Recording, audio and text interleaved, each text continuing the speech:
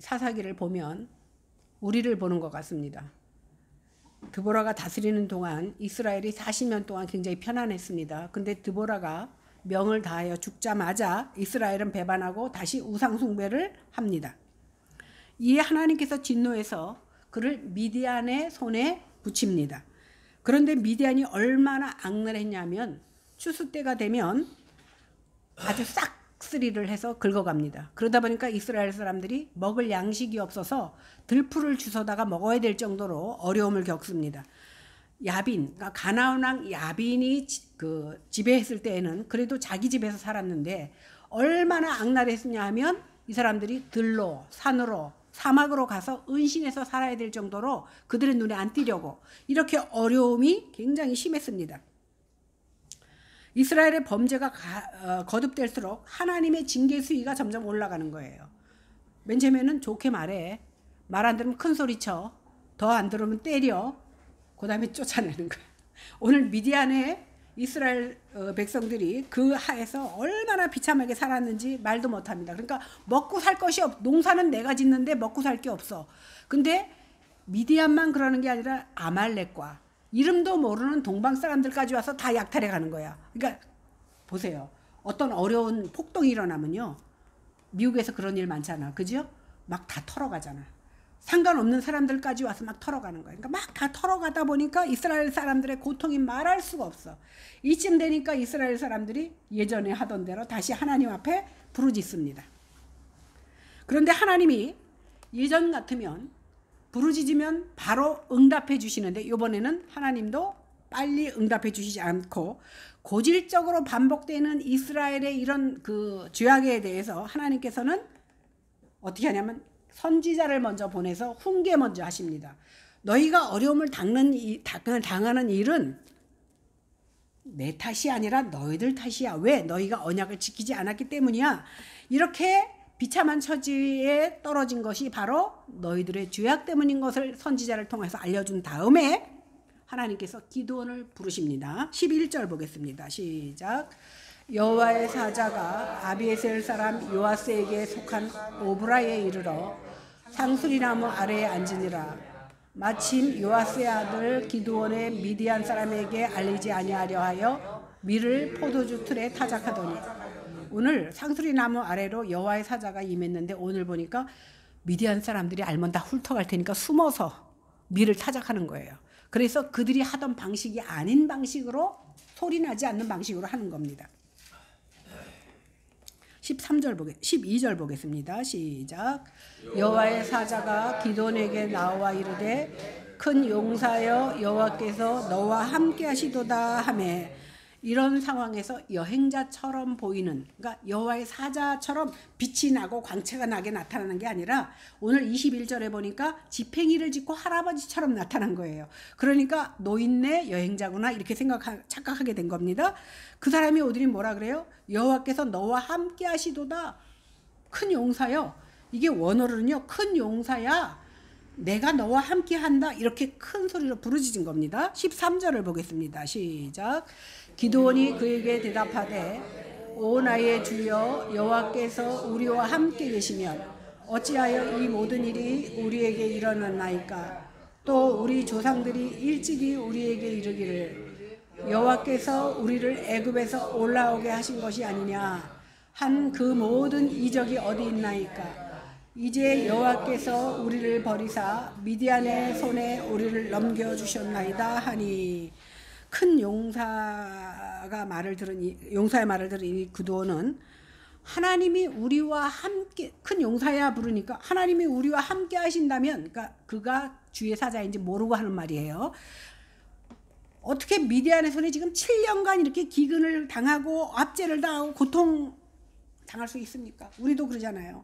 어려운 일이 당하면 하나님이 살아계시다면 왜 나한테 이런 고통을 주십니까? 이렇게 말하는 것과 똑같은 거예요. 여기 보니까 왜 우리에게 이런 일이 일어납니까? 라고 묻잖아. 일어납니까의 원어의 뜻은 뭐냐면 찾았다라는 뜻이에요. 무엇이 찾아오면 고난이 이스라엘 백성을 찾아왔다라는 거예요. 이 말은 다시 말하면 무슨 뜻이냐면 왜 하필이면 고난이 딴 사람도 많은데 우리를 찾아와서 우리를 고난을 당하게 하느냐 이렇게 따지는 겁니다. 근데 여기 보니까 맨 처음에 주여라고 말하잖아요. 여행자 같은 사람에게. 이것은 진짜 주님이라고 생각해서 말한 게 아니라 어르신 이렇게 높여서 하는 말을 오늘 주여라고 해석을 한 겁니다. 그러니까 이어서 옛날에 하나님께서 애굽에서 우리를 여기까지 데려온 게 하나님인데 우리를 여기까지 데려와 놓고 이렇게 고난을 받게 하는 것은 우리 책임이 아니라 하나님 책임이라고 지금 말하고 있는 거예요. 말하고 싶은 거예요. 우리가 들어보니까 옛날 우리 조상들에게는 하나님께서 큰 이적을 베푸셨다는데 왜 지금은 손 놓고 계십니까? 왜 우리를 안 도와줍니까? 라고 따지고 있는 거라는 거예요. 이렇게 말하고 나서 스스로 기드온이 결론을 내려. 뭐라고 내리냐면 이렇게 고난이 오고 기적을 행할 수 있는데도 우리를 도와주지 않는 걸 보니까 하나님이 우리를 버린 것 같아요. 이렇게 말하는 겁니다. 그러니까 그 말을 듣고 주의 사자가 자기의 정체를 밝혀줍니다. 그 정체를 밝히는데 이분은 여호와의 사자가 아니라 여호와 자신입니다. 여호와 스스로가 오신 겁니다. 14절을 보겠습니다. 시작. 여호와께서 그를 향하여 이르시되 너는 가서 이 너의 힘으로 이스라엘을 미디안의 손에서 구원하라. 내가 너를 보낸 것이 아니냐 하시니라. 이 말씀을 잘 들어야 돼요. 너는 가서 너의 힘으로 이스라엘을 미디안의 손에서 구하라. 그러니까 네가 가서 구하라 이렇게 생각하는 거예요. 근데 끝에 보니까 내가 너를 보낸 것이 아니냐. 우리가 가나안과 야빈이 쳐들어왔을 때 오늘 군사에게 뭐라고 얘기하죠? 내가 너와 함께하리라. 내가 너 앞서가리라 그랬잖아요. 그래서 결국은 이스라엘의 힘으로 이긴 것이 아니라 하나님이 우주 만물 자연을 통해서 그들을 이기게 하셨던 것을 오늘 기억하면 됩니다. 오늘 하나님이 함께 하시기 때문에 오늘 기드온이 되는 거예요. 기드온이 힘이 있고 능력이 있는 것이 아니라 하나님이 그와 함께 하셨을 때, 다시 말해서 하나님의 능력으로 네가 미디안과 싸워서 이길 수 있기 때문에 오늘 큰 용사, 큰 능력을 가진 용사 이렇게 불러준 겁니다. 그런데 그 말을 듣고 아직 기드온은 이해가 안 돼. 그렇잖아요. 우리가 사실 갑자기 교회 나온 사람이 제가 설교를 하니까 다 이해를 하면 그게 더 이상한 거예요. 그러니까 이해를 아직 못해요. 하나님은 이미 기드온을 사사로 세우시로 작정하시고 오늘 오신 거예요. 그런데 이 모든 은혜를 베푸실 준비가 다 되어 있는 상태로 오셨기 때문에 기드온이 뭐라고 말하든지 상관없어. 왜? 하나님은 하나님의 주권적으로 그를 사용하실 겁니다. 오늘날도 우리를 부르실 때 똑같습니다. 성도는 하나님의 부르심을 딱 받으면 뭐라 그럽니까? 제가 무슨 능력으로 그 일을 감당하겠습니까? 저는 힘이 없습니다. 능력이 없습니다. 못합니다. 이렇게 말합니다. 그런데 하나님께서 우리를 부르신 이유가 뭔지 아세요? 영적 전쟁을 위하여 예수의 좋은 군사로 부르셨고 우리의 착한 행실을 통해서 그리스도를 나타내라고 부르셨고 우리를 그리스도의 선한 일꾼으로 부르셨습니다. 그러니까 내가 나된 것은 내가 잘나서 내가 남보다 믿음이 좋아서가 아닙니다. 나와 함께 하시는 하나님께서 나를 좋은 군사로 선한 일꾼으로 사용하시겠다는 것을 우리는 기억하고 내가 하려고 하면 우리는 쓰러져요. 내가 하다 보면 지쳐요. 그러나 성령께서 나와 함께 하시면 내가 하는 것이 아니라 내 뒤에서 움직여 주시는 분이 나를 잡고 흔들기 때문에 내가 힘 안 들고 주님의 일을 감당할 수 있는 겁니다. 그런데 많은 사람들이 주의 부르심을 받았을 때 공통적으로 거의 하는 말이 뭐냐? 나는 능력이 없어 못해요. 그리고 자신의 부족함을 핑계댑니다. 15절 보겠습니다. 시작. 그러나 기드온이 그에게 대답하되 오 주여 내가 무엇으로 이스라엘을 구원하리이까? 보소서 나의 집은 므낫세 중에 극히 약하고 나는 내 아버지 집에서 하니 여호와께서 그에게 이르시되 내가 반드시 너와 함께하리니 내가 미디안 사람 치기를 한 사람을 치듯 하리라 하시니라. 오늘 성경에 보니까 나는 므낫세족이다.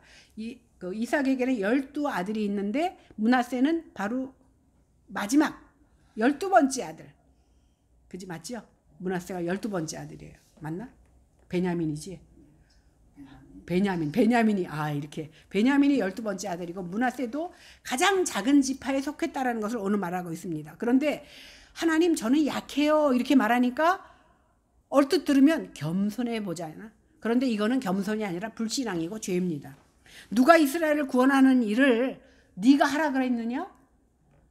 기도는 네가 하라는 게 아니에요. 내가 함께 하리니. 기도원의 능력으로는 불가능합니다. 그것은 오직 하나님의 능력으로 이루어지는 일이고 다만 너는 나의 도구로 사용하겠다라는 것을 말씀하는 건데 우리는 내가 하려는 줄로 착각하고 못합니다라고 먼저 말을 합니다. 아무리 내가 부족해도 그 일을 해나가시는 분은 하나님입니다. 나는 그저 도구로 사용을 받을 뿐입니다. 다만 우리는 의의 병기로 하나님께 바쳐야 되는 것입니다. 그러므로 우리는 하나님의 부르심 앞에서 핑계대면 안 돼요. 이것을 바르게 이해하지 못하다 보니까 오늘 기도원도 내가 무슨 능력이 있어서 그 일을 하겠습니까? 라고 말한 겁니다. 16절 보겠습니다. 시작. 16절. 아, 다 했군요. 기도원이 이제 생각해요. 말하는 게 범상치가 않네. 진짜 이분이 하나님이시라면 내가 예물부터 드려야 되겠다 이 생각을 합니다. 그래서 기도원이 예물로서 잡수실 음식을 가지러 가겠으니 준비해서 올 때까지 여기 꼭 계세요. 그러니까 하나님은 그래 알았어 너 기다릴게. 그래서 음식을 하러 갑니다. 19절 보겠습니다. 시작. 기도원이 가서 염소 새끼 하나를 준비하고 가루 한 에바로 무교병을 만들고 고기를 소쿠리에 담고 국을 양푼에 담아 상수리나무 아래 그에게로 가져다가 드리매 기도원이 염소를 갖고 요리를 하고 여기 보니까 무교 전병은 뭐냐면 부풀리지 않은 전병 떡인데 쉽게 우리로 말하면 부침개. 근데요 여기 보니까 한 에바를 했대. 한 에바가 얼만큼이냐 하면요 20kg예요. 20kg 한 푸대를 가지고 빈대떡을 붙이고 한쪽에서는 염소를 굽고 한쪽에서는 고기를 하고 한쪽에서 국을 끓이니까 얼마나 시간이 말리겠습니까? 아니 찾아온 손님은 한 분인데 밀가루만 해도 20kg를 한다 그러니까 굉장히 많은 거예요. 그러니까 이 말은 뭐냐면 잡수시라고 하는 게 아니야. 하나님인 것 같은 예감이 딱 드니까 예물로 드려야겠다라는 생각을 가지고 그렇게 많이 한 겁니다. 그러니까 시간이 얼마나 오래 걸려요. 20kg를 부침개를 하려봐 혼자서 시간이 많이 걸렸는데 하나님은 기다리고 계십니다. 그리고 그가 원한 것은 뭐냐면 아까 뭐라 그랬죠? 우리 조상에게 보여진 이적 그 표징을 나도 보고 싶어 한다라는 겁니다. 그래서 우리가 기도원하면 생각나는 게 뭐냐면 300용사 그죠? 300용사로 미디안을 쳐 부순 사람이 바로 기드온이고 또 하나는 뭐예요? 양털을 가지고 이제 그 다음 주에 나오겠지만 양털을 가지고 시험해. 표징을 보여줬는데도 기드온이요. 믿지 못해. 그러면 한 가지 제가 하나님 앞에 부탁할 테니까 그 부탁 들어주세요. 그리고 양털을 가지고 시험하잖아요. 이슬을. 그죠? 이게 바로 우리들의 모습이에요. 우리가 하나님이 주신 축복을 갖고 이렇게 교회 나온 것만큼 큰 이적이 없어. 이렇게 이적을 체험해 놓고도 하나님 진짜 하나님이면 요것도 한번 해줘 보세요. 진짜 하나님이면 요것도 한번 더 해줘 보세요. 그러니까 하나님을 내 주머니에 넣고 다니면서 내 이용 목적으로 사용하는 것이 바로 우리들의 모습이라는 겁니다. 21절 보겠습니다. 시작. 하나님의 사자가 손에 잡은 지팡이 끝을 내밀어 고기와 무교병에 대니 불이 바다에서 나와서 고기와 무교병을 살랐고 여호와의 사자는 떠나서 보이지 여호와의 사자가 사람이 먹는 음식을 먹지 않아요. 그러니까 잡수시지는 않습니다. 그 다음에 여호와께서 손에 잡은 지팡이를 가지고 무교병에 대니까 불에 나와. 그러니까 오늘 요 전에 제가 빼먹은 게 있는데 뭐냐면 음식을 딱 해오니까 바위 위에다가 그 음식을 놓으래요. 그러니까 그 기드온이 그대로 바위 위에다 올려놓습니다. 그러니까 하나님이 자기가 갖고 있는 지팡이를 그 음식 위에 올려놓으니까 불이 살라서 확 퍼지면서 순식간에 그 음식이 다 타버립니다.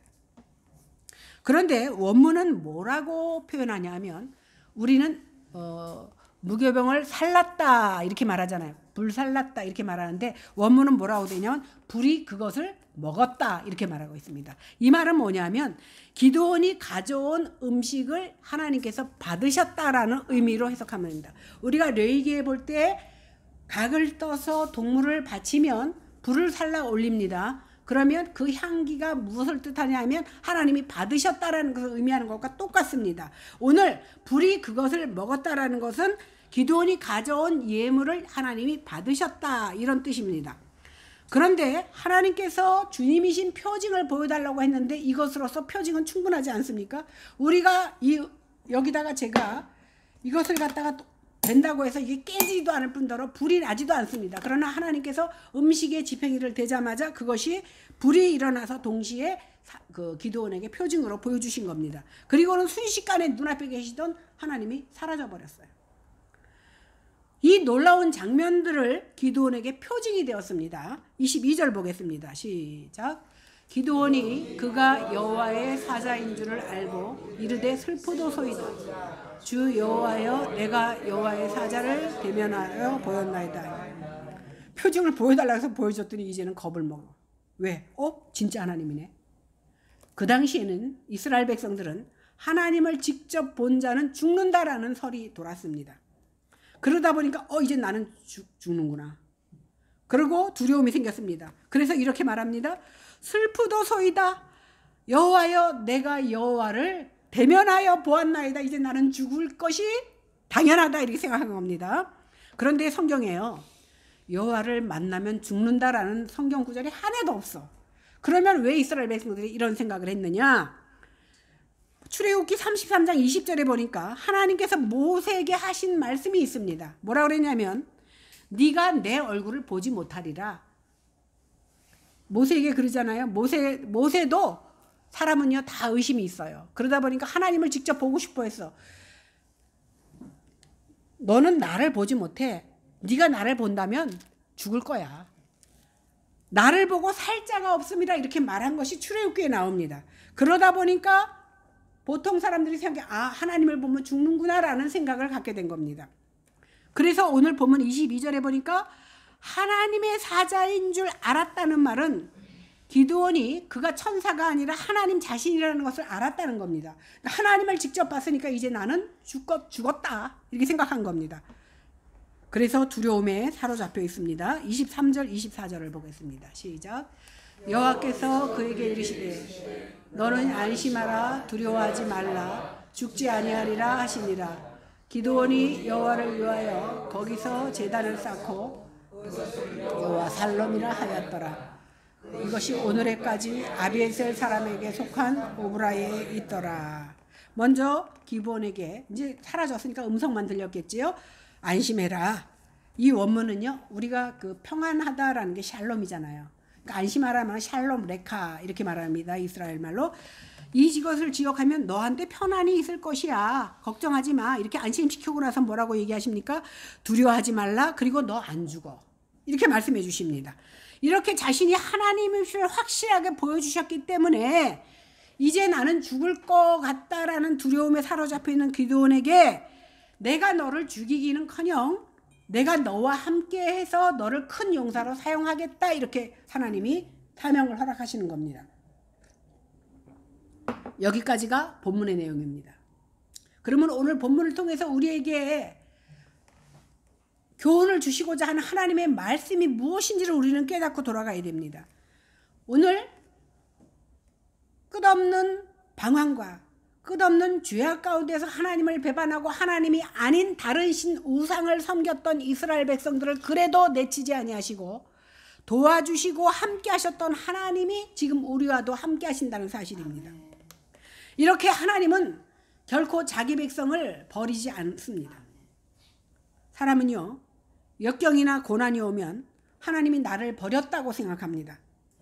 기드온도 자신들이 겪는 어려움이 하나님께서 우리와 우리 백성을 버렸다라고 생각했습니다. 그런데 하나님은 하나님을 만나자 하나님은 오히려 이 백성을 버린 것이 아니라 살려주시려고 때리기도 하시고 훈계도 하시고 만나주신다는 사실을 기드온은 깨달았습니다. 기드온처럼 우리도 힘든 일이 생기면 하나님이 나를 버렸다고 생각하겠지만 그렇지 않다는 것을 알려주시려고 오늘 본문을 통해서 우리에게 말씀을 주시는 겁니다.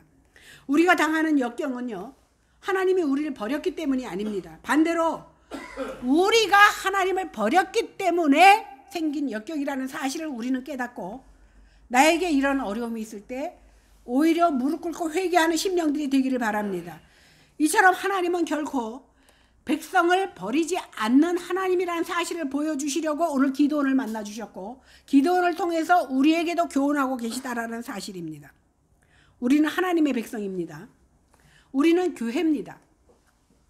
하나님이 우리를 결코 버리지 않습니다. 오히려 우리를 살리기 위해서 당신의 아들 예수 그리스도를 십자가에 달려 죽게 만들었습니다.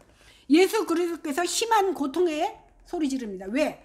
예수님은 참 하나님이시지만 참 인간이기 때문에, 하나님의 성정도 가졌지만 인간의 성정을 가졌기 때문에 때리면 아픕니다. 그래서 뭐라고 소리 지릅니까?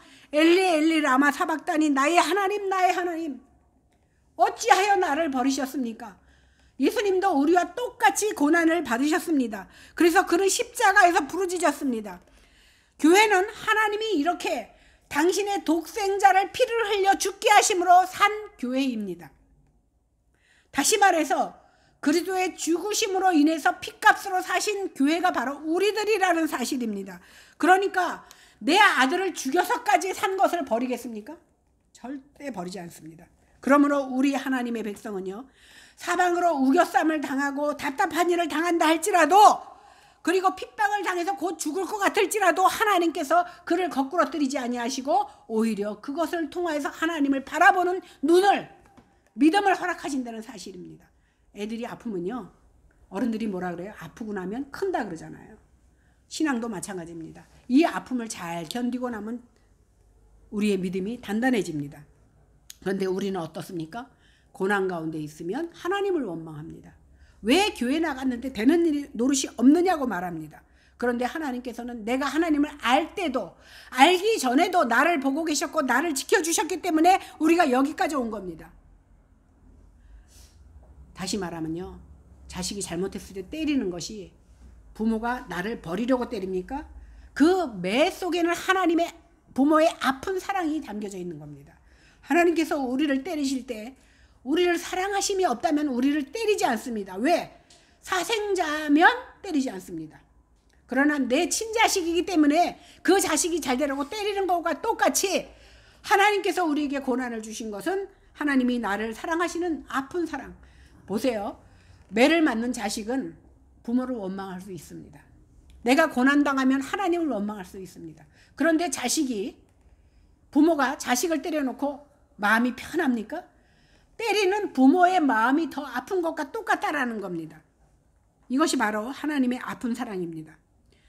눈에 넣어도 아프지 않은 내 자식을 살리기 위해서 하나님은 우리를 때리기도 하시고 혼내시기도 한다는 사실입니다. 오늘 이사야 49장에 보니까 무슨 말씀이냐면, 여인이 어찌 그 젖먹는 자식을 잊겠으며 자기 태에서 난 아들을 궁일이 여기지 않겠느냐. 그들은 혹시 잊을지라도 나는 너를 잊지 아니할 것이다. 내가 너를 손바닥에 새겼다. 저는 간증을 좋아하지 않지만 대흥교회에 있을 때, 아마 그 교회 역사상 지금 70년 넘었지요, 대흥교회가? 그 역사상 처음일 거예요. 70년 넘었지요, 그 교회가? 밥 먹다가 목사님이 황정사 오늘 금요철에 때 설교해 볼 테야? 그래서 해봐갖고 걸린 게 목사님 마음에 들어갔고, 일주일에 3번씩 새벽 예배 하라 그래서 홍제동에서 거기까지 새벽 4시에 출근하고, 그 다음부터 주일 오후 예배 시킨 것으로 부족해서 아마 여전도사라서는 처음으로 대신방을 제가 했잖아요. 교인들의 반발이 심했어요. 큰 교회다 보니까. 왜 목사도 있고 부목사들 다 있는데 여전도사가 대신방을 한다는 게 말이 됩니까? 그런데 일주일 딱 지나고 나서 달라져서 계속 신방 받겠다는 주문이 들어왔습니다. 기억은 안 나. 신영인가 장영인가 기억이 안 나네. 무슨 영이야. 그 집을 신방을 안 받겠다고 하는 거를 구역장이 강권해서 그 집을 신방을 했어요.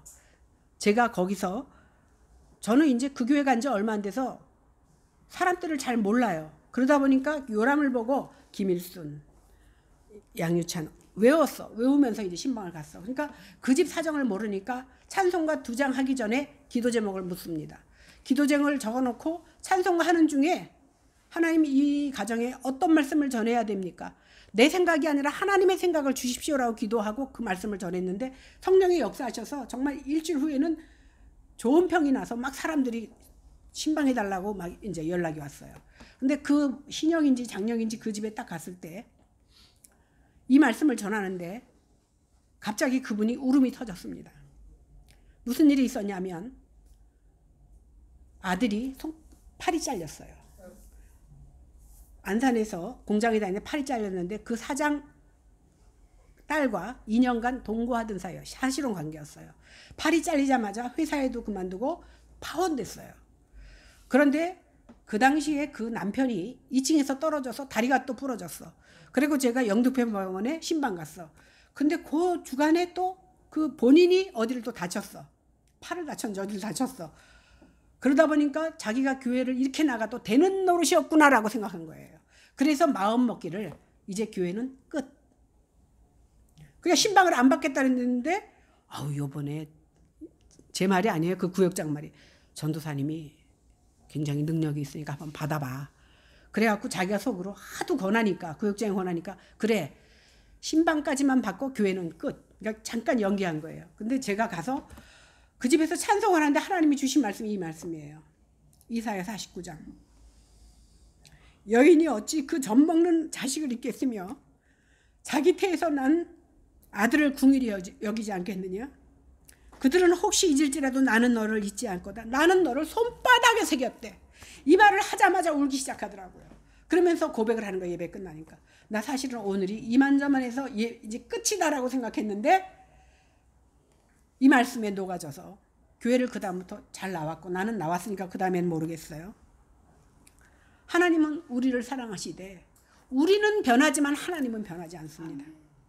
목사는 행여 성도를 버리지만 또 요즘 보니까 부모도 철없는 부모들이 자식을 버리더라고요. 뭐 남자 만나러 갔고 2박 3일 동안 방에다 음식도 놔두지 않고 놔둬서 그 더운 데서 자식들이 죽어가는 것을 우리는 봅니다. 이렇게 인간은 사람을 배반하고 내 자식조차 버릴 수 있지만 하나님은 결코 택한 하나님의 자녀를 버리지 않는다는 사실입니다.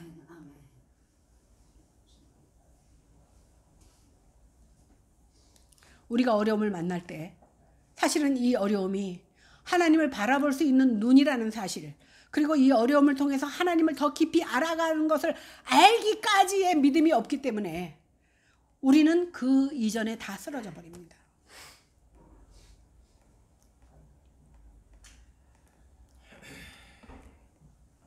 사실은 하나님 보시기에는 믿음이 있노라 하는 자나 믿음이 없는 초신자나 하나님 보시기에는 도토리 키재기야. 그놈이 그놈이고 다 죄인입니다. 하나님 보시기에는 내가 저 집에 가서 바늘 하나 훔친 거나 사람을 죽인 거나 똑같은 죄에 불과합니다. 하나님이 보시는 것은 그것을 보는 것이 아니라 내 속에 예수 그리스도를 믿는 믿음으로 네가 구원을 받았느냐 안 받았느냐를 보고 우리를 천국 백성이냐 지옥 백성이냐를 삼으시는 거예요. 이것까지 알지 못하다 보니까 많은 사람들이 이 세상에 속해서 어려운 일 당하면 아유 예수 이제 더 못 믿겠네. 교회 나갔는데 좋은 일이 생기면 야 역시 예수님 믿을 만하다. 예수님은요 우리의 평가를 받을 만한 존재가 아닙니다.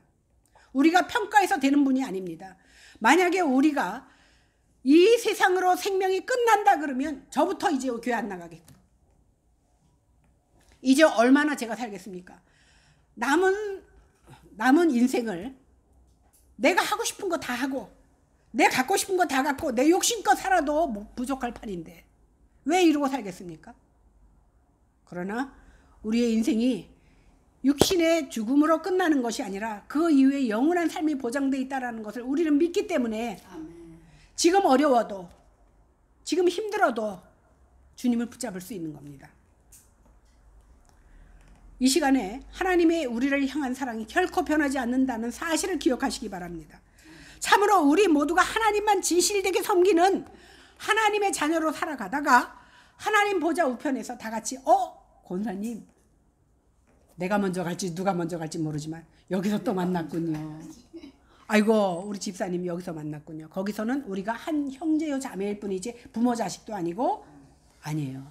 영혼과 영혼으로 이렇게 만나는 모두 기쁜 얼굴로 만나게 되는 역사가 있기를 주님의 이름으로 간절히 축원합니다. 아멘. 기도하겠습니다.